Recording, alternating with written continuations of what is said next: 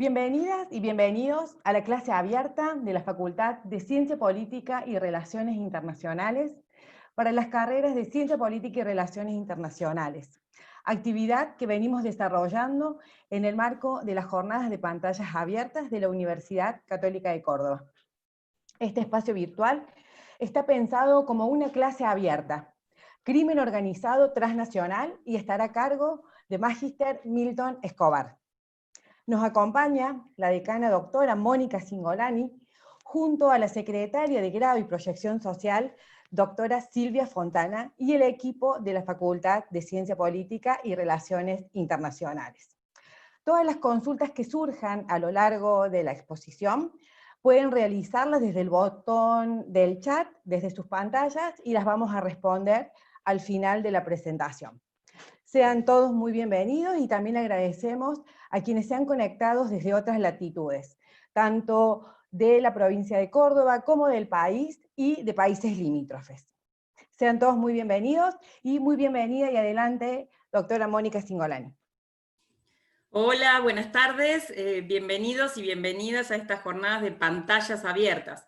Tradicionalmente la Universidad Católica organiza jornadas de puertas abiertas para invitarlos a ingresar a la universidad y a compartir la experiencia UCC, pero este año, dadas las circunstancias actuales, se han convertido en jornadas de pantallas abiertas.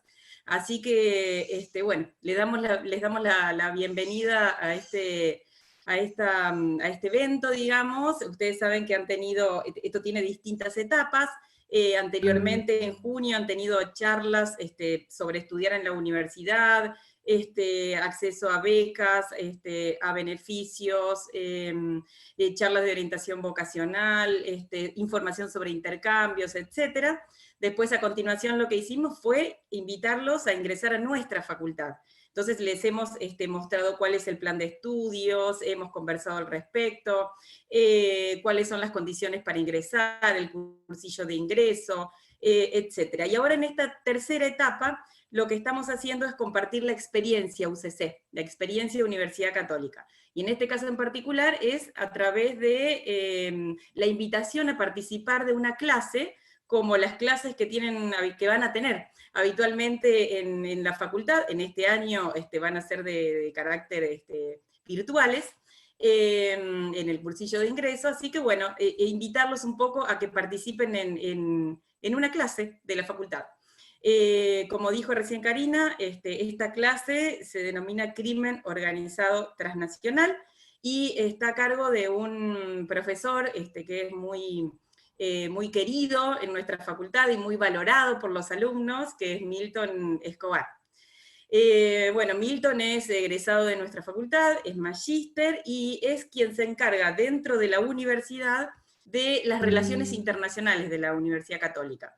Así que una de sus tareas es organizar precisamente un área que es de bastante interés para los estudiantes, que son los intercambios internacionales. Él se ocupa de la recepción de los estudiantes que vienen del exterior a estudiar en nuestra universidad, como así también de gestionar lo que tiene que ver con la salida de nuestros estudiantes para tener una experiencia en una universidad extranjera. Eso es lo que hace Milton en la universidad. Y en nuestra facultad es profesor de Historia de las Relaciones Internacionales, que es una materia que está en el primer año, o sea que se va a cursar el año que viene, y también es profesor de Seguridad Internacional, que es una materia que está en el último año de la cursada del plan actual.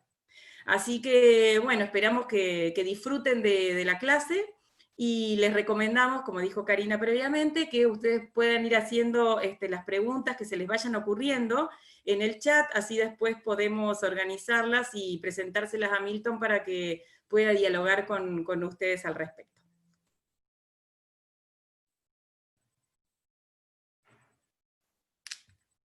Ahora sí. Muchísimas gracias, Mónica. Bienvenidos, bienvenidas. La verdad que un gusto poder compartir este espacio con ustedes. Bueno, la invitación es a que participen de la clase, porque la clase la vamos a ir construyendo entre ustedes y yo a partir de lo que he preparado como temario. Bueno, hasta ahora se ha presentado como crimen organizado transnacional, la temática que vamos a abordar ahora, y además yo le he agregado otra idea más, ¿no? Otro fenómeno más, que es el fenómeno mafioso, que ya vamos a ver por qué es importante que también lo abordemos y sepamos cuáles son las diferencias que hay entre crimen organizado transnacional y este fenómeno mafioso, porque realmente es súper interesante en relación a la organización y en relación a las actividades, ¿sí?, que cada uno de estos grupos que pueden enmarcarse dentro de estas dos categorías llevan a cabo. Así que bueno, para empezar me gustaría escucharlos a ustedes o leerlos a través del chat. ¿Qué idea se les viene a la cabeza cuando escuchan crimen organizado transnacional o fenómeno mafioso o delincuencia organizada transnacional? ¿Qué es lo primero que se les viene a la cabeza? A ver.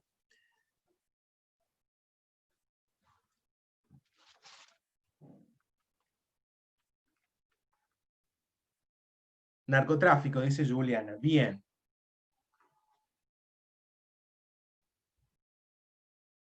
Bien.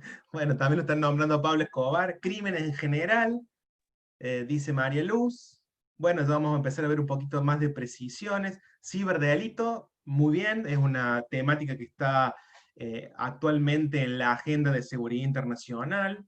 Amenazas para la sociedad, sí, de hecho que vamos a abordar allí desde el enfoque de las amenazas emergentes o de las nuevas amenazas y por qué son una amenaza. Terrorismo, bueno, también vamos a ver allí el fenómeno mafioso, qué relación tiene con el terrorismo, ¿sí? Terrorismo es una temática que la abordamos, digamos, de manera autónoma, pero claramente hay relaciones entre ambos fenómenos. Bien, crímenes que afectan a más de un país, dice Melanie.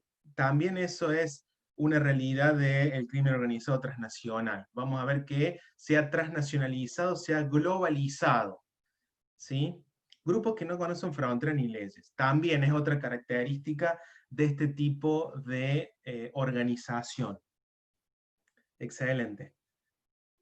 Las maras en Honduras. Bien, sí, ahí podemos hablar de estos grupos de crimen organizado de jóvenes en todo Centroamérica. Por ejemplo, la Mara Salvatrucha podría ser un grupo, una mara con nombre y apellido, por decirlo así. ¿Qué más?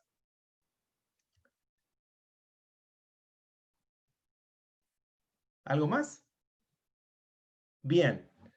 Tráfico de personas. También es una de las actividades que se adjudica a este tipo de organizaciones. El tráfico de personas, la trata de personas. Ana habla de la complicidad de los gobiernos. Bien, el factor corrupción es muy importante para el desarrollo de este tipo de actividades. La mafia china también sería ponerle, ya le vamos a poner algunos nombres y apellidos a la mafia china. Cómo se denominan en general y a algunos grupos. Se conocen como las triadas chinas, y dentro de las triadas hay varias agrupaciones que tienen nombre y apellido. Por ejemplo, la Federación Guo puede ser un nombre de una triada china. Desviación social y lo que lleva a las personas a delinquir, aporta acá Nicolás. También tiene que ver con eso, tiene que ver con la corrosión de los valores sociales a través de tipo de actividades. Y eso también se relaciona con el concepto de amenaza emergente o nuevas amenazas. Bien, bueno, veo que ha sido bastante productiva la intervención y claramente que tienen allí varias ideas que nosotros vamos a ir abordando a lo largo de esta clase. Así que vamos a ir enlazando todas esas ideas de diferentes maneras a partir que vayamos avanzando en el desarrollo. Bueno, a continuación me gustaría compartir con ustedes un video que fue elaborado por la Oficina de Naciones Unidas contra la Droga y el Crimen. Es un video del año 2015 que formó parte de una campaña de sensibilización de la sociedad en relación a la delincuencia organizada internacional, o también denominada crimen organizado internacional. Es muy cortito, le pido que lo vean con atención, especialmente algunos números que se muestran allí, y en relación a algunas actividades que ustedes ya han nombrado en esta introducción. Gracias.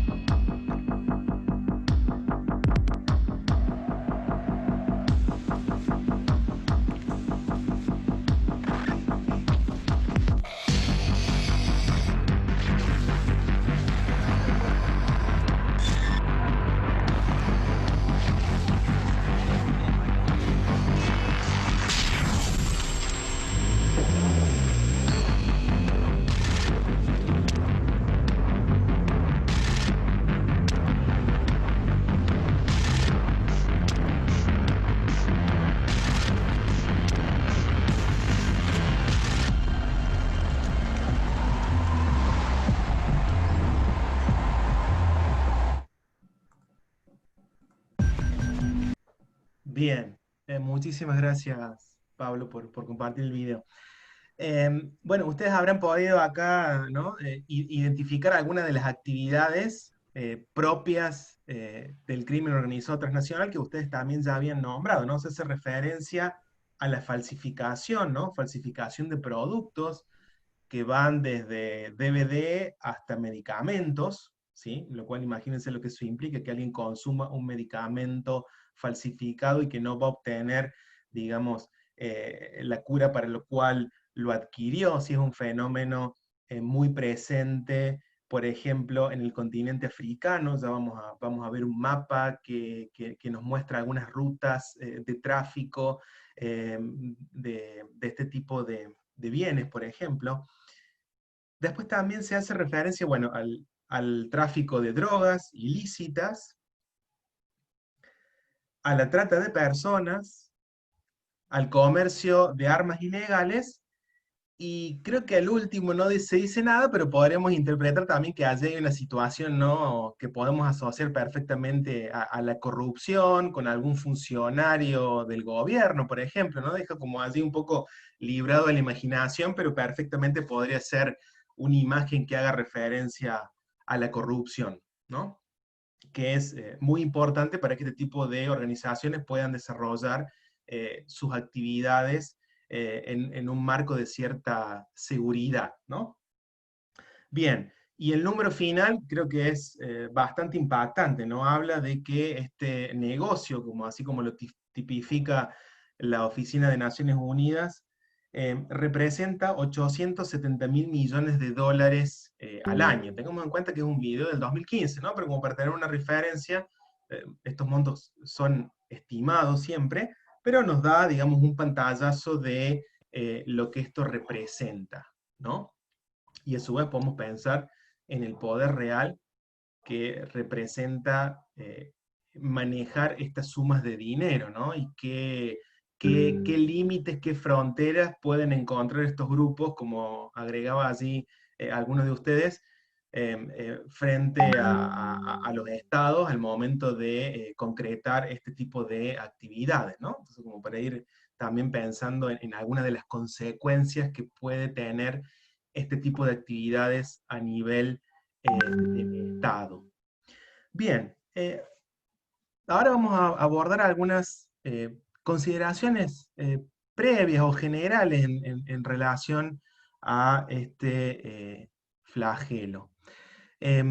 Por un lado, podemos afirmar que el concepto de crimen organizado transnacional surge en los 90, ¿sí?, como un intento de sistematizar un abordaje académico sobre la temática.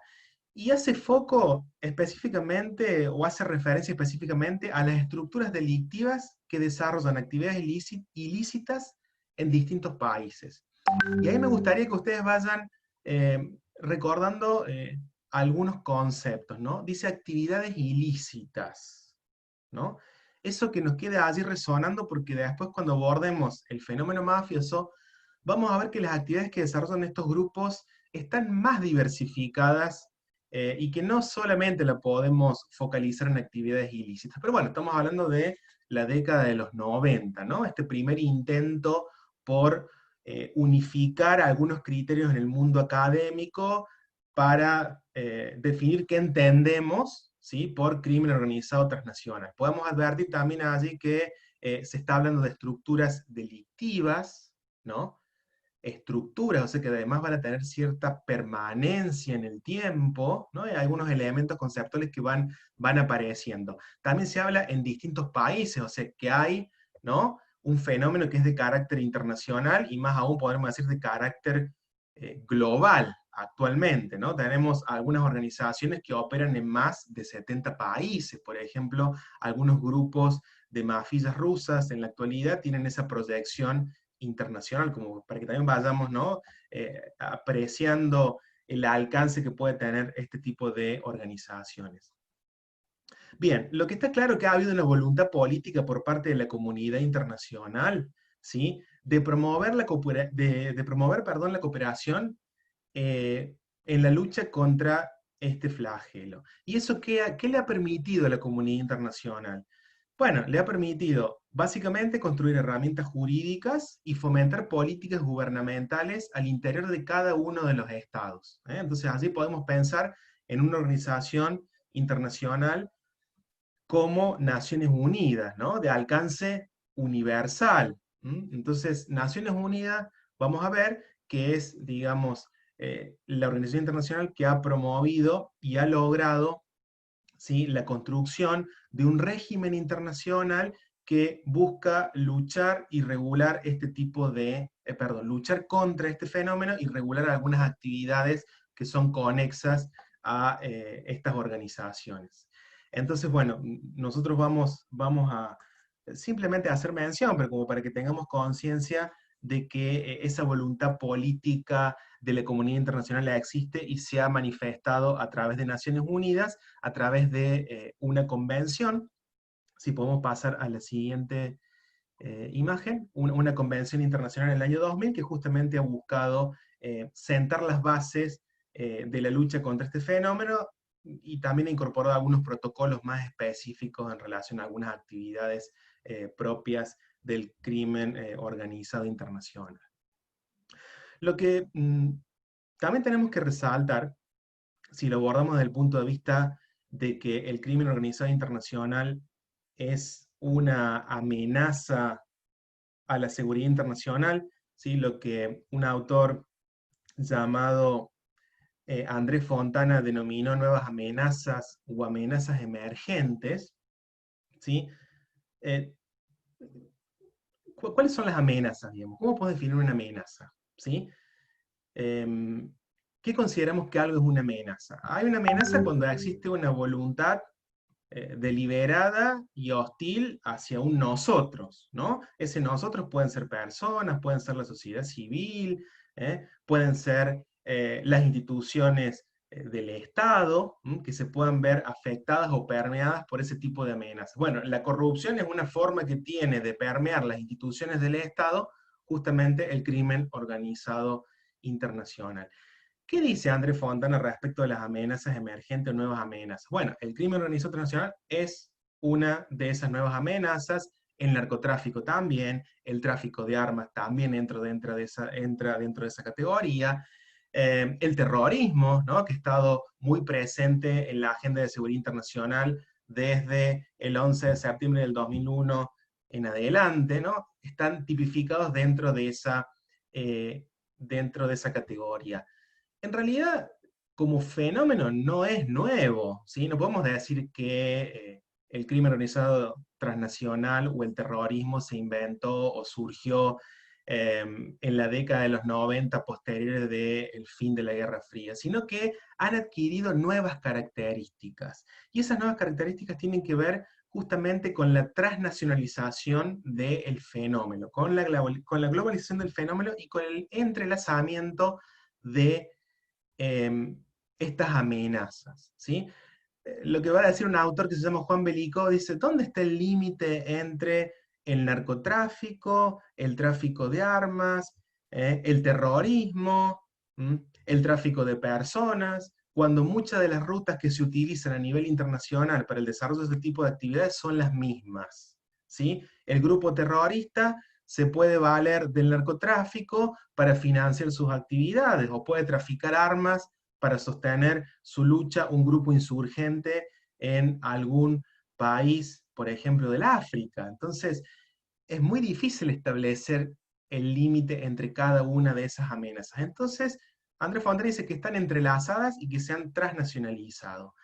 Y eso también ha llevado a estas tres tendencias que nosotros tenemos aquí en la placa. La primera tiene que ver con un incremento sustantivo de la colaboración entre los grupos y organizaciones criminales con diferentes ubicación en el planeta, ¿sí? O sea, hay un fenómeno de colaboración entre grupos, de compartir know-how, de compartir negocios, ¿sí? Están comprobados los lazos de los cárteles colombianos con las mafias rusas. Entonces los cárteles colombianos proveen, por ejemplo, cocaína, ¿sí?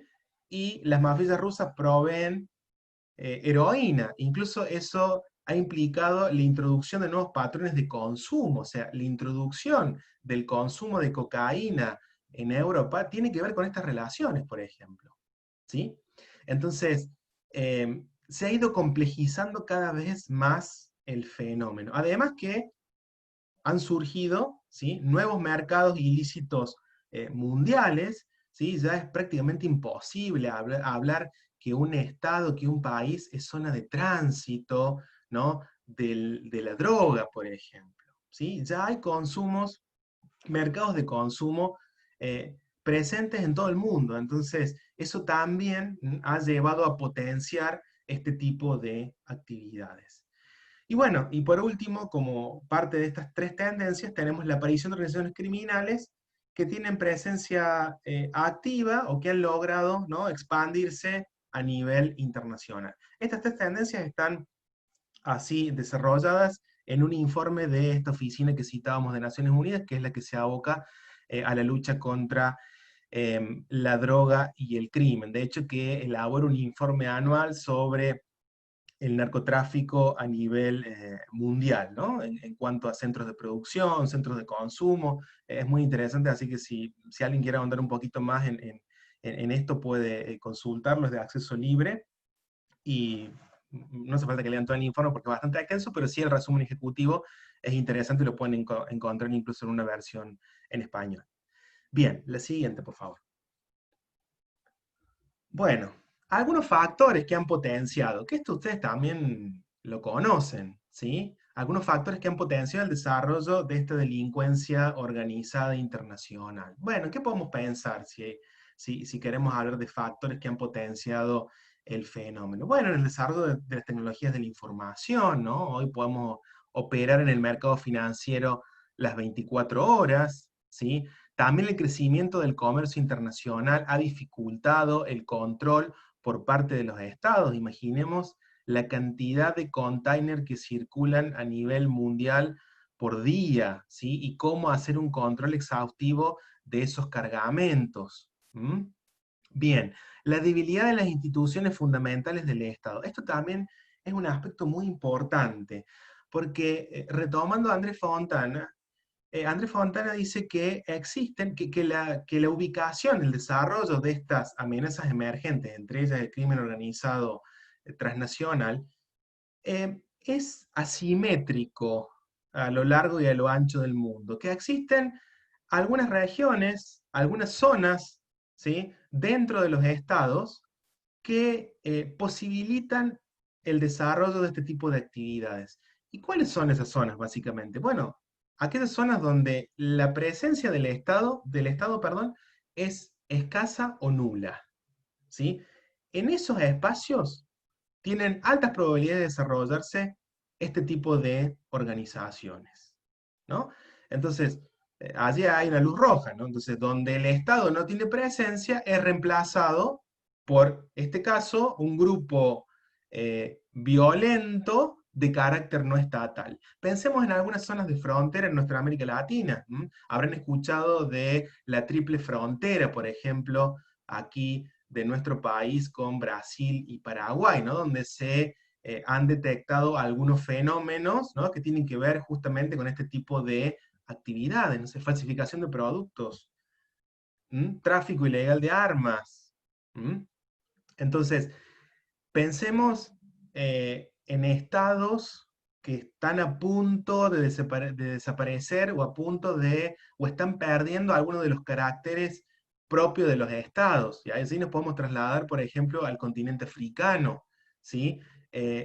Sudán del Sur podría ser un ejemplo de un estado en donde este tipo de fenómenos pueden desarrollarse. Bueno, de hecho que allí actúa también un grupo terrorista de inspiración islámica que es Al-Shabaab, ¿no? Pero podemos pensar en Somalia, podemos pensar en Sudán del Sur, como estados que están perdiendo sus caracteres de estatidad y se muestran, digamos, como terreno fértil para el desarrollo, el surgimiento y el desarrollo de este tipo de organizaciones. ¿Qué otros factores podemos encontrar? Bueno, el incremento de los movimientos migratorios, ¿sí?, también ha potenciado este tipo de actividades, ¿no? Especialmente estos grupos aprovechan los contactos con sus etnias en diferentes países para desarrollar estas actividades. También la consolidación, el desarrollo de áreas de libre comercio, que por allí han relajado los controles fronterizos, por ejemplo, o es más sencillo la actividad transfronteriza de estas actividades.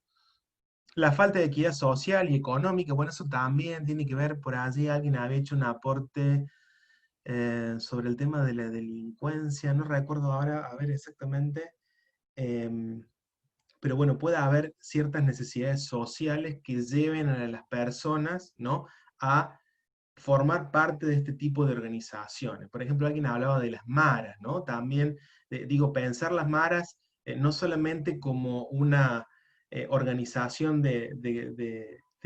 como un grupo de crimen organizado, sino también la función, podemos decir, social, en el sentido que brinda identidad a los jóvenes, brinda una salida, un sentido de pertenencia a muchos jóvenes que no encuentran o que no pueden acceder a determinados bienes y servicios, ¿sí?, que el Estado no le está brindando. Entonces, también tiene que ver mucho con, con las desigualdades o inequidades sociales y económicas, ¿no? Por allí hay un paradigma de la seguridad que es el de la seguridad sostenible, ¿no?, que pone justamente sobre la mesa estas cuestiones como la inequidad social y económica como factores justamente que pueden afectar a la seguridad internacional en estos aspectos. Bueno, la Esto, sí. Nicolás Rosales hablaba de desviación social y lo que lleva a las personas a delinquir. Ah, bien. Bueno, gracias, gracias, Scari. Bueno, digamos, va por ahí, ¿sí? ¿Pero por qué? Porque hay una necesidad, digamos, que las personas tienen, que pueden ser de las más básicas, que los puede llevar a acercarse a este tipo de grupos que le brindan contención y le brindan un ingreso mensual para poder acceder a esos determinados bienes y servicios. Alguien habló o hizo mención a Pablo Escobar, ¿no? ¿Cuál era la relación de Pablo Escobar con el pueblo, por decirlo así, entre comillas, ¿no? Las obras que él llevaba a cabo, ¿no? Construyendo escuelas, construyendo hospitales, construyendo viviendas, o sea, ahí está reemplazando al Estado, ¿no? Pero bueno, lo que pasa es que hay una cuestión también de legitimidad política, pero bueno, esa es otra cuestión, ¿sí?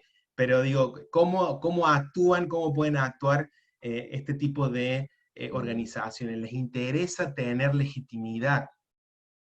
Eso claramente es una necesidad. Ya cuando veamos allí, bueno, habrán escuchado algunas noticias referidas, por ejemplo, a algunos cárteles de la droga mexicanos que en el contexto de la pandemia salieron a repartir cajas con alimentos en algunas poblaciones de la región de Sinaloa, por ejemplo, en México. Digo, eso no es casual, ¿no? Para que vayamos pensando también todo lo que esto implica. Bien, la corrosión de los valores morales, bueno, como recién compartieron ahí la desviación social, ¿no? Esto creo que también puede estar relacionado. La falta de una coordinación cooperativa entre los estados para combatirlo. Eso es básico, ¿sí? Es un fenómeno, ¿sí?, que ha implicado una amenaza a nivel global y que requiere sí o sí de la cooperación entre los diferentes estados para poder hacerle frente.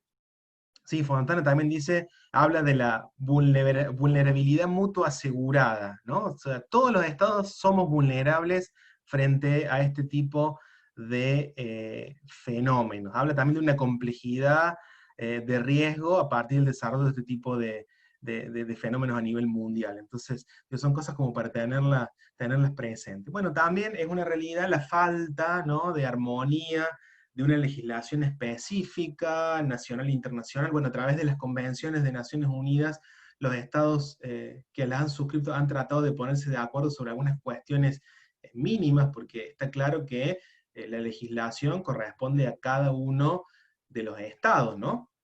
Poder poder ponerlas en marcha, fronteras adentro, ¿no? Pero bueno, establecer algunas cuestiones en común que faciliten, ¿no?, la lucha contra este tipo de flagelos. Y bueno, la falta de organismos supranacionales para aplicación de leyes, bueno, sí, claramente, ¿sí? Todavía no hemos logrado un gobierno mundial, así que difícilmente se podrá aplicar a través de un organismo supranacional. Bueno, podemos pensar por allí en la Unión Europea como un ejemplo de organismo supranacional, que por supuesto también tiene políticas comunes en relación a este tipo de amenazas. A ver, María José dice, ¿no será que la falta de colaboración entre estados tiene que ver con cierta forma de complicidad? Bueno, yo no, quiero creer que ningún estado, ¿no?, o sea, el estado como tal, ¿no?, va a ser cómplice en este tipo de actividades. En todo caso, es cierto que puede haber funcionarios, ¿sí?, que puedan estar implicados. Bueno, por allí podremos pensar algunos estados donde el gobierno participa o puede participar activamente en alguna de estas actividades o negocios que ya vamos a ver, que no necesariamente tienen que ser ilícitos, pueden ser lícitos e incluso pueden ser mayoritariamente lícitos, ¿no? Entonces por allí la explotación de minerales es una actividad lícita, pero tal vez la maquinaria ha sido adquirida con fondos producto del lavado de dinero del narcotráfico, entonces esa actividad es mayoritariamente lícita, ¿no? Después vamos a ver, por ejemplo, el caso de las mafias italianas que manejan, por ejemplo, a empresas constructoras, empresas de gestión de residuos peligrosos, ¿no? Ese tipo de actividad es una actividad ilícita, lo que pasa es que tiene un trasfondo ilícito allí, ¿sí? Bien. Bueno. Yo les hacía referencia a que la comunidad internacional ha tenido la voluntad y tiene la voluntad política de luchar contra este flagelo. Bueno, uno de los antecedentes más importantes en relación a ello tiene que ver con diferentes congresos que Naciones Unidas ha ido organizando, bueno, después de la Segunda Guerra Mundial, por supuesto, básicamente desde 1955, en relación a la prevención del delito, de la justicia penal. Todos estos antecedentes, digamos, dieron o sirvieron para la organización de la Convención de Naciones Unidas contra la Delincuencia Organizada Transnacional, que se llevó a cabo en la ciudad de Palermo, allí en Sicilia, en Italia, en el año 2000. De esa convención surgió esta resolución que ustedes tienen aquí, la resolución 5525 de la Asamblea General. La convención tiene una serie de protocolos, básicamente son dos protocolos que hacen referencia a la cuestión de la trata de personas, especialmente de mujeres y de niños, ¿sí? Y también hay un protocolo que hace referencia al tráfico ilícito de migrantes, ¿no? Como para que ustedes vean cuáles son las actividades, ¿sí?, que se han tipificado como propias de estas organizaciones. De vuelta, o sea, hay una voluntad política, pero también es cierto de que ha sido muy difícil ponerse de acuerdo en una definición común. Entonces lo que se ha buscado ha sido tipificar a las diferentes organizaciones, establecer algunos criterios comunes para identificar, bueno, esta es una organización de crimen organizado transnacional, ¿sí? Y los delitos pueden ser estos, ¿sí? Por lo menos ese consenso básico se logró. Ahora pasamos a la siguiente. Ahí yo les comparto básicamente el anexo 1, el artículo 2, que se redactó en el marco de esta convención. Entonces, allí nosotros podemos observar que se ha hecho, o se ha brindado una definición de qué se entiende por grupo delictivo organizado. Y acá vamos a ver algunos elementos, ¿no?, conceptuales que hacen referencia de nuevo. Grupo estructurado, se habla de 3 o más personas. Hay una cuestión temporal, tiene que durar cierto tiempo, ¿no? No es que se juntan hoy, cometen un delito y luego desaparece. No, hay cierta permanencia en el tiempo. Y hace referencia también a que existe una voluntad, ¿no?, de actuar concertadamente para cometer uno o más delitos graves. Allí, de vuelta, se hace hincapié en actividades ilícitas, ¿no? A delitos que pueden ser graves o tipificados en arreglo de la siguiente convención. Bueno, después la convención define cuáles son esos delitos, incluso acá habla del delito grave, una conducta que constituye un delito punible con una privación de la libertad máxima de al menos 4 años o con una pena más grave. Bueno, allí hay una tipificación de qué se entiende, son los mínimos que acordaron los estados que suscribieron, que participaron de esta convención. Bien, podemos pasar. Gracias, Pablo.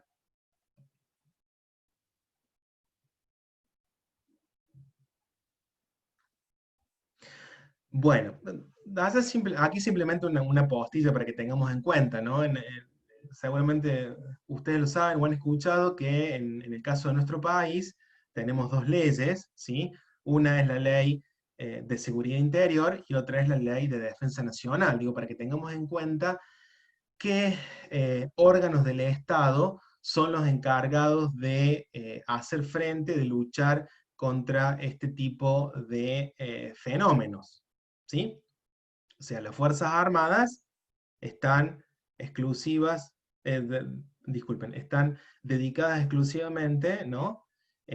A hacer frente a ataques externos, ¿no? Y tiene que ver justamente con la defensa nacional, que está relacionado con la integridad del territorio, la protección de la soberanía y demás.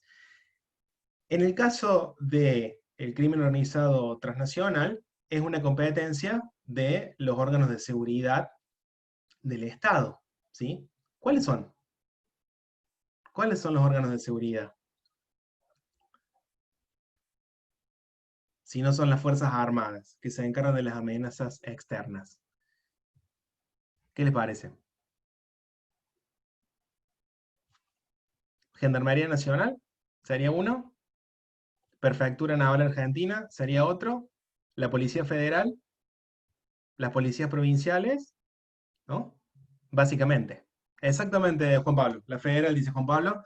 Esas son fuerzas de seguridad. Entonces, en el caso de nuestro país, están claramente divididas cuáles son las competencias de fuerzas de seguridad y fuerzas armadas. Y esto lo traigo a colación porque en algunos países, también la policía aeronáutica, exactamente, gracias Evelyn. La policía, la PCA. Porque en algunos otros países, ¿sí?, la lucha contra este tipo de fenómenos, ¿sí?, le corresponde a las Fuerzas Armadas, por ejemplo. Por ahí podemos pensar en el caso de Colombia, en el caso de Brasil también. Son simplemente como para que veamos que hay diferentes formas de abordar la lucha frontera adentro de los países. Bien, la que sigue, por favor. Bueno, acá yo he listado algunas de las principales actividades que ustedes también ya las han nombrado y el video ha hecho referencia, ¿no? Tráfico de drogas, tráfico de armas, trata de personas, tráfico ilícito de personas, tráfico ilícito de recursos naturales. Eso también es una actividad que hay que tener presente. El tráfico de flora y fauna exótica, por ejemplo, también es una actividad que llevan a cabo este tipo de organizaciones, o tráfico de minerales, de maderas, también son actividades que ellos desarrollan, falsificaciones y venta de medicamentos adulterados, lavado de dinero, corrupción, ¿no? Ahí volvemos a cómo pueden afectar a las instituciones del Estado. Tratamiento de residuos también se los puse porque, bueno, especialmente las mafias italianas han desarrollado un know-how muy, muy importante en relación, digo tratamiento entre comillas, porque bueno, hay veces que no hay tales tratamientos, sino es simplemente deshacerse de ese tipo de residuos peligrosos. Ya los subo el container en un barco, ¿sí? Y simplemente en alta mar me desprendo del container. Entonces sucede que muchos de esos containers aparecen en la costa del norte de África, ¿no? Digo, como un ejemplo. Bien, ¿qué más? Vamos a la próxima, perdón. Ustedes vayan allí, por favor, interviniendo, no se preocupen, yo voy leyendo allí el chat. Bueno, si queremos empezar a definir, ¿no?, algunas características de los grupos de crimen organizado, yo ahí, bueno, le he citado a un autor que se llama Frank Hagan, que hace justamente referencia a cuáles serían las características generales, ¿no?, de este tipo de grupos. Bueno, se habla de la previsión, la búsqueda del lucro. O sea, todas estas actividades que desarrollan son con un fin último, lucrar, ¿sí?, con ellas. Hay una división del trabajo como una práctica continua. Vamos a ver que algunos autores hablan de que son estructuras McDonaldizadas o toyotizadas, ¿no?, en esta división del trabajo. Y también hay criterios allí propios del mundo de los negocios, ¿no? Tratar de tentar a otros grupos para que se sumen a sus actividades, ¿no? Ya vamos a ver. Existe una organización jerárquica, sí, también eso es muy importante. Lo que pasa es que con el tiempo se ha ido también flexibilizando. Hemos pasado de una organización de tipo piramidal a una organización de tipo reticular, ¿no? Eso también ha sido un cambio muy importante y que se asocia más al fenómeno mafioso que ya vamos a ver. Pero bueno, esto es básico, ¿no? Incluso hay muchos estudios en relación justamente a los modelos organizacionales de este tipo de grupos. Algunos hacen más hincapié en los modelos organizacionales, otros más en las redes que conforman este tipo de grupos, otros más en las actividades específicas y demás. Bueno, y también resalta, y ahí yo le cito otro autor, que para considerarse crimen organizado transnacional, tiene que haber algún grado de impunidad política y complicidad con los agentes públicos, ¿no? De vuelta, allí la cuestión de la corrupción, el lavado de dinero, la connivencia de algunos representantes o funcionarios del Estado. Bien, vamos a la siguiente. Bueno, esto lo vamos a pasar, pero no vamos ahora a andar en eso. Bien. Bueno, yo creo que también aquí ya estos elementos hemos conversado en términos generales, ¿no? Pero podemos, por ejemplo, resaltar la cuestión del componente empresarial, o sea, hay una lógica de negocios en sus actividades que es muy importante, y esto se ha tomado especialmente del modelo de las mafias rusas, ¿no? El crimen organizado no persigue una finalidad política, como decimos, no pretende una banca en el Senado, pero sí le interesa que el senador esté alineado con sus intereses, entonces ahí viene la corrupción. Necesita para sobrevivir, para desarrollarse, justamente esos apoyos provenientes del interior del aparato del Estado, ¿no? Bien, también hay una cuestión que no hemos hecho mención, pero que es muy importante, ¿no? El uso sistemático de la violencia para el desarrollo de sus actividades. Incluso ofrecen servicios como, por ejemplo, el sicariato, ¿sí? Son parte de los servicios que ofrecen este tipo de organizaciones. Alguien habló también, había hecho referencia a las maras, por ejemplo, ¿no? Es una de las actividades que están muy asociadas a este tipo de organizaciones, también de los cárteles de la droga, también ejercen este tipo de actividades relacionadas con el sicariato. Bueno, bien, pasemos a la siguiente, por favor.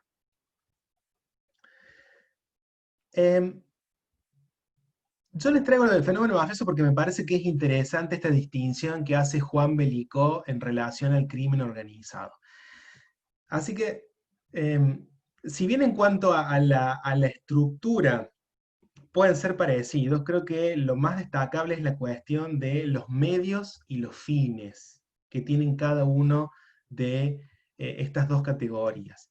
Crimen organizado, dice Juan Belicó, es una actividad de tres o más personas, es lo mismo que decía la Convención de Naciones Unidas, ¿se acuerdan? Que de manera organizada, ¿sí?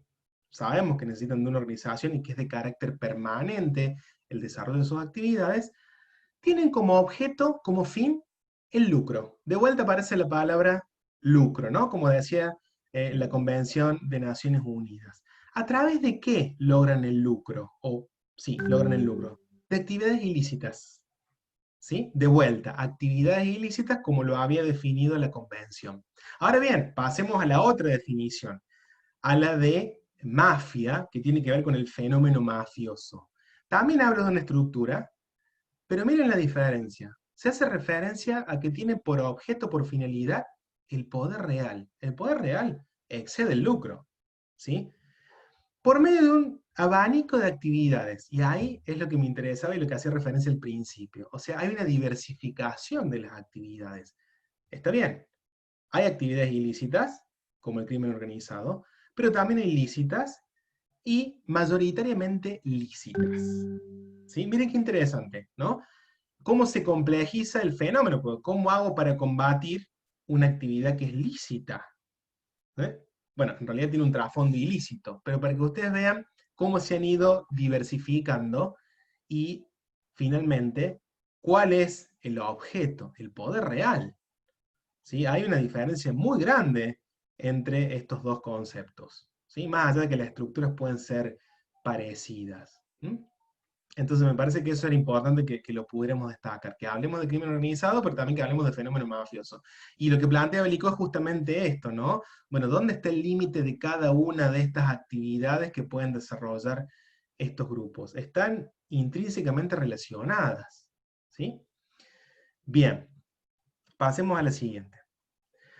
Bueno, Belicó habla de modelos, ¿no? De este tipo de organizaciones. Entonces, el primero le podemos decir modelo Padrino, no sé si han visto la película, ¿no? El Padrino, seguramente muchos de ustedes la han visto, ¿no? Digamos, estaría más relacionado con eso que intenta transmitir la película, ¿no? En este tipo de organizaciones que están regidas por este modelo, que ya son las menos, porque todas han mutado, han evolucionado hacia el modelo empresarial, existen una serie de mitos fundacionales y de ritos, ¿no? Por la cual aquellas personas que integran la organización deben pasar, ¿sí? Eh, por ejemplo, alguien habló de la mafia china, ¿no? De las tríadas chinas. Las agrupaciones tienen, por ejemplo, como parte de su cultura organizacional, la identificación a través de algunos tatuajes, o habrán visto algunas imágenes de miembros de la yakuza japonesa, ¿no? Con todo el cuerpo tatuado. En el caso de las maras también se acostumbra a tatuarse la cara, algunos símbolos, algunos números, ¿no? Ahora ya no lo hacen tanto porque, bueno, porque eran fácilmente identificables, ¿no? En el caso de las yakuzas es hasta el cuello, o sea que con una camisa tranquilamente se oculta ese tipo de tatuajes. Pero digo, hay una serie de prácticas, ¿sí? Que generan un sentido de pertenencia a la organización o mitos en relación a la persona que fundó la organización, en el caso de la mafia italiana, el Capo di Capi, por ejemplo, ¿no? Ese pasado de persona por allí que tuvo una infancia difícil, que necesitó trabajar, mucho esfuerzo, ¿no? Eso también forma parte de los mitos fundacionales. Bueno, ¿cuáles son las estructuras características de este modelo? La vertical. ¿Sí? Ahí podremos, en todo caso, poner como ejemplo la camorra napolitana, o la mafia siciliana, podrían ser perfectamente un ejemplo de este tipo de estructuras. Bueno, hay una única dirección de mando, ¿sí? Y lo que buscan preferentemente es el monopolio sobre un rubro, supongamos la cocaína, y en un determinado territorio. Entonces por eso también muchas veces se produce esta lucha entre diferentes organizaciones, entre diferentes bandas, por el control de un determinado territorio. Aunque eso también ha ido evolucionando mucho de la mano del modelo empresarial. Vamos a ver que hay propuestas de negocio, ¿no? A partir de... ahí está, el modelo empresarial. A partir de un análisis más estricto en términos de costo-beneficio, ¿no? Hay una oportunidad de negocio, y bueno, está bien. Yo sé que hay una organización que tiene el control de este territorio, entonces le ofrezco el producto para que ellos lo distribuyan y obtengan una ganancia. No me interesa entrar en una guerra. Me interesa tentarlos en el negocio y que ellos sean aliados. Incluso hay este intercambio de know-how, ¿no? Habrán escuchado de que está muy en boga, por ejemplo, la producción de las drogas sintéticas, habrán escuchado del fentanilo, por ejemplo, ¿no? Entonces, hay grupos que tienen know-how para la producción de ese tipo de sustancias. Entonces, se ofrecen esas oportunidades de negocio a grupos locales que actúen como dealers, como distribuidores del producto, más que confrontar. Bueno, ¿cuáles son las características de este modelo más empresarial? Bueno, que tiene una estructura celular, reticular, ¿no? Se le permite mayor flexibilidad, mayor capacidad de adaptación e incluso autonomía al momento de desarrollar sus actividades en diferentes países. Esto lleva a la conformación de estas redes, estas networks de negocios. Y bueno, de vuelta, flexibilidad y adaptabilidad son las características. O sea, este es el modelo que está vigente, este es el modelo hacia el cual han evolucionado, ¿sí?, aquellos grupos más tradicionales a nivel internacional. Llámese las mafias italianas, llámese las yakuza japonesas, las triadas chinas, la mafia italoamericana. Ay, disculpen, se me fue ahí el chat, había un comentario. Martina, esa es la búsqueda de ese sentido de pertenencia, se debe a la falta de inclusión social, de aversión. Sí, tiene que ver con eso, Martina, también, que es lo que decíamos al principio de los factores que han potenciado este tipo de fenómenos, ¿no? Que tiene que ver con la ausencia del Estado o la imposibilidad de poder acceder a mejores oportunidades que estas organizaciones brindan, ¿no? En el caso de las maras es claro, ¿no?, como los jóvenes se sienten, digamos, contenidos por este tipo de organizaciones frente a los contextos, ¿no?, de inequidad social y de pobreza que les toca vivir. Bien. Bueno, acá simplemente hay una denominación de algunas de las principales organizaciones mafiosas en el mundo. No sé cómo estamos con el tiempo, pero bueno, yo les invito, si quieren, rápidamente, googleen algunos de los nombres, ¿sí? Van a ver que es muy curioso en el caso de las yakuza, porque bueno, están socialmente reconocidos el rol de las yakuza en el Japón, ¿no? Especialmente como fenómeno que surge luego de la Segunda Guerra Mundial, de la reconstrucción del Japón, como este tipo de organizaciones brindaban seguridad a los comerciantes, ¿no? Y después fueron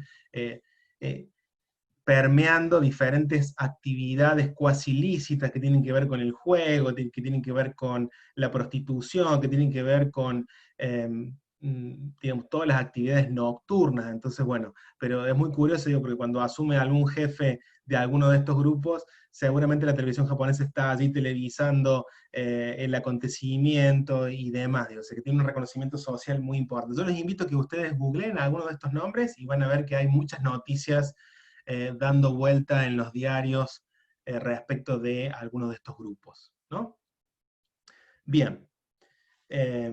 Si quieren ir haciéndolo y pueden ir comentando por allí por el chat, no hay problema. Bien, yo creo que estaríamos más o menos en condiciones de cerrar, porque en realidad en la placa siguiente ya hemos visto algunas de las actividades, así que me parece que no vale la pena volver sobre eso. Lo que sí tal vez me gustaría, Pablo, por favor, es que pasemos a los mapas. Yo les traje, espero que se vean bien.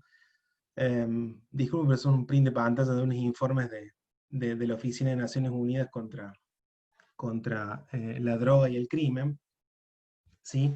En este informe se han identificado algunas rutas de tráfico, y me pareció muy interesante que pudiéramos verla, ¿no? De este tipo de organizaciones. Miren, por ejemplo, las rutas de la cocaína, ¿sí? La región andina como productora de la hoja de coca, que no se da en otras partes, en ninguna otra latitud del mundo, las condiciones bioclimáticas para su producción, entonces no es casual, ¿no?, que allí esté el centro de producción. Y cómo vemos las rutas hacia Europa, hacia los Estados Unidos a través de México. Miren la ruta a través de la América Central en relación al tráfico, ahí voy, Ana, al tráfico de personas, de inmigrantes, ¿no? Luego tenemos aquí, ¿no?, el principal productor de heroína a nivel internacional, Afganistán, y las diferentes rutas de tráfico hacia la Federación Rusa, y también hacia Europa a través de la ruta de los Balcanes, la trata de, el tráfico de mujeres, la trata de personas también desde la Federación Rusa hacia la Europa central. Miren aquí en el caso del África, el tema del tráfico de medicinas falsificadas desde la India y desde China. Pensemos en la cantidad de población afectada por HIV en el continente africano, y muchas de estas drogas están relacionadas con esos tratamientos, ¿no? Estas drogas falsificadas, pero también tenemos tráfico, perdón, de oro, el tema de la piratería en el Cuerno de África, habrán escuchado aquí en el Golfo de Adén, los piratas somalíes, ¿no? Por ejemplo. Bueno, eso como para tener allí algunas referencias en cuanto a las rutas de tráfico. Y bien, hace un comentario Ana sobre el ejemplo de la Cosa Nostra, de la mafia italoamericana, ¿no? La Cosa Nostra es, y allí cantaban cuáles eran los negocios que tenían estas familias. En cuanto a crímenes por la debilidad del Estado, un ejemplo podría ser Somalia. Sí, Juan Pablo, un ejemplo de Estado fallido que se llama. Te invito a que hay allí una página web donde puedes consultar los estados fallidos, ¿sí? Que elabora un think tank muy importante de referencia a nivel internacional, elabora un índice anual de cuáles son los estados fallidos que están a punto, justamente los estados que están a punto de perder su estatidad, y Somalia siempre suele estar ubicado allí en los 5 primeros puestos. Así que puede ser interesante que puedas consultar ese material. Bien, ya estamos en tiempo, así que para cerrar, si puede ser, me gustaría compartir un video con ustedes que es muy cortito, que es una entrevista al periodista especializado en crimen organizado en Italia, Roberto Saviano, que habla justamente de mafia y COVID. A ver cómo se han adaptado estas organizaciones frente a la pandemia. Ahí yo veo si mientras tanto la puedo buscar, Martina, en la página web, y te paso el link por aquí por el chat. Es una entrevista del diario El País.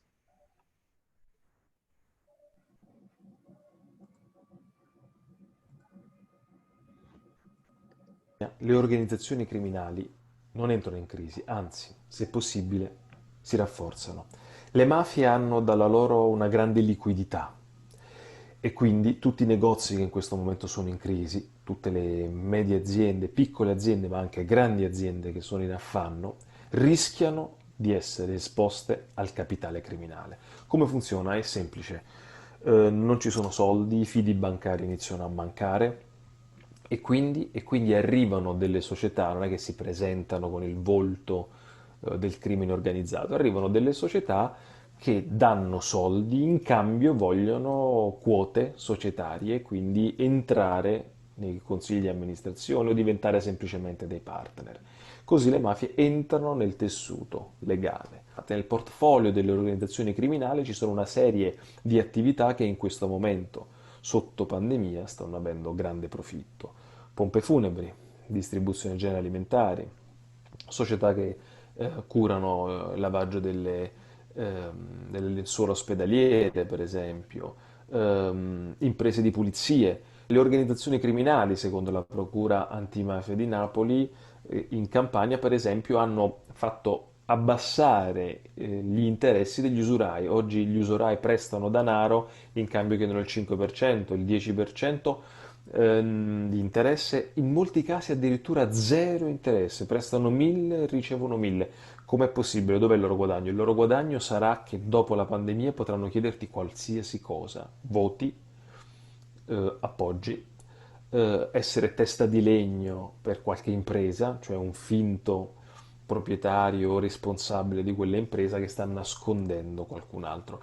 Il consenso che le organizzazioni criminali stanno ottenendo in queste settimane è esponenziale. Il rischio che quei soldi possano finire nelle mani mafiose c'è sempre, ma in quel caso è un rischio e una percentuale minima rispetto invece alla possibilità di vedere la maggior parte di imprese aggredite da capitale mafioso se si trovano in crisi economica. Del resto, la Germania è uno dei paesi al mondo che controlla meno il denaro riciclato. Quindi non è l'italiano, l'albanese, il kosovaro, il macedone, il russo, ma è denaro mafioso di queste organizzazioni che si allea con l'imprenditore spagnolo, francese, tedesco, inglese, che è ben felice di avere quel denaro per vincere sul mercato.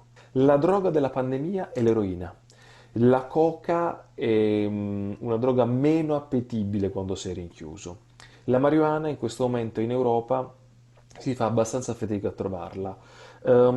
Motivo semplice, da un lato è stata già tutta venduta prima del lockdown e dall'altro la difficoltà di movimento dentro la mappa europea ha reso più difficile l'arrivo di carichi di marijuana. Quando hai bisogno del pane, non ti chiedi da quale forno provenga. Quando hai bisogno di un farmaco, non ti chiedi chi te lo sta vendendo.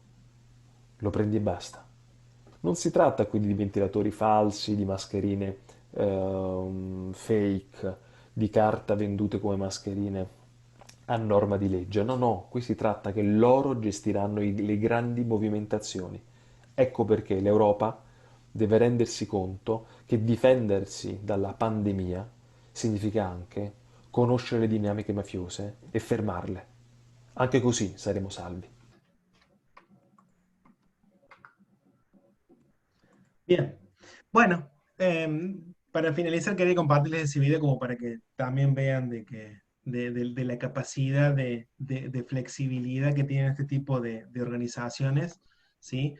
Aún en pandemia, ¿no? Cómo pueden reinventarse en cuanto a sus negocios y de vuelta aquí el tema este de las actividades lícitas, mayoritariamente lícitas e ilícitas que pueden combinar para lograr sus objetivos. Así que bueno, eso nada más. Espero que les haya gustado, que haya logrado satisfacer sus expectativas y bueno, el tiempo ya nos está corriendo, pero bueno, queda abierto el canal a través de la facultad para dudas que tengan, si les interesa algún material, también cuenten con ellos, se los podemos facilitar con gusto. Así que ya saben. ¿Mm? Bueno, Milton, te agradecemos mucho esta clase abierta y como siempre colaborando con la facultad, así que agradecidos, muy claro, muy lindo y muy actual el cierre, ¿no? Así que para que veamos que el riesgo es multidimensional, ¿no? Esta pandemia está Así es. atravesada por un montón de factores y los análisis políticos e internacionales son totalmente importantes, ¿no? Así que Así es, agradecida así es. nuevamente a vos y a los participantes, ¿no? Haber compartido con nosotros este final de tarde. Bueno, y desde mi lado, ponerme a disposición de cada uno de ustedes para todo lo que tenga que ver con las carreras de Ciencia Política y Relaciones Internacionales. Allí en la placa que le acabamos de poner está mi dirección de mail, así que a disposición para cualquier consulta que quieran hacer. En septiembre ya es el cursillo de ingreso en la facultad adelantado, y en febrero es el cursillo de ingreso más intenso, ¿no? En septiembre la idea es que lo puedan hacer durante septiembre y octubre, el cursillo, y en febrero es más intenso. Así que bueno, a disposición para cada uno de ustedes, y mientras le doy la palabra para que haga el cierre de la actividad a Estefanía, que es del área de comunicación de la universidad, y agradecerles nuevamente por la participación y a disposición para cualquier consulta a través del mail.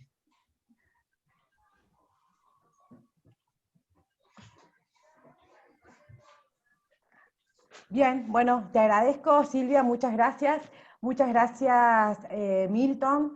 Excelente la charla y es otra forma de mirar esta realidad en cuanto a lo que está sucediendo.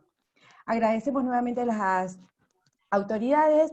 Fíjense que estamos poniendo la placa de información en cuanto a que todos los datos que recién comentaba Silvia, curso de ingreso, el tema de becas, toda la información que tiene que ver con lo administrativo, nos pueden escribir a info@ucc o contactarse por nuestro WhatsApp. Nosotros les vamos a estar enviando la información. Sepan que esta charla y esta clase la grabamos, por lo tanto les va a llegar vía mail para que ustedes puedan consultarla tantas veces lo necesiten. Y también invitarlos a que en septiembre vamos a realizar otras jornadas de pantallas abiertas y ustedes pueden también a través de nuestra página web ir enterándose de la información que tenemos en cuanto a charlas que van surgiendo. También nos pueden seguir por nuestras redes sociales, en este caso Instagram, Facebook. Allí también desde la universidad vamos compartiendo todos los días historias, también a fin de que ustedes puedan enterarse y puedan ser ya parte de la comunidad de la UCC. Le volvemos a agradecer a los asistentes este tiempo que se han tomado para participar de esta clase, a los disertantes y a las autoridades de la facultad, y los seguimos invitando a que se asomen a su futuro. Que tengan muy buenas tardes y muchas gracias.